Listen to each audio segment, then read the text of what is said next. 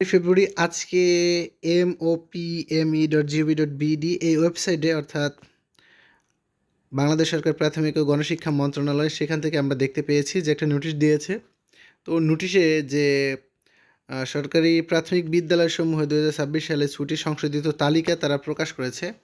তো ছুটি সংশোধিত তালিকার মধ্যে আমরা দেখতে পাচ্ছি যে এখানে ছুটির যেটা ছিল সেটা এই যে 19 তারিখ থেকে শুরু হচ্ছে, যে রমজানের যে ছুটিটা সেটা 19 তারিখ থেকে শুরু হচ্ছে এবং 26শে মার্চ পর্যন্ত, 19 ফেব্রুয়ারি থেকে 26শে মার্চ পর্যন্ত ছুটিটা। তো এই নিউজটাই কিন্তু একদম বিগ ব্রেকিং। তো নিউজটা সবাই শেয়ার করেন। আশা করি যে এটা আপনাদের মনে, শিক্ষক যারা রয়েছেন তাদের মনে আনন্দ দিবে এবং যারা শিক্ষার্থী রয়েছেন তারা এই রোজার মাসে তারা নির্বিঘ্নে রোজা রাখতে পারবে। বিদ্যালয়ে আসার যে একটা সমস্যা তাদের পড়তে হবে না। তো নিউজটা দ্রুত শেয়ার করেন। ধন্যবাদ সবাইকে, আর ভালো থাকেন সবাই।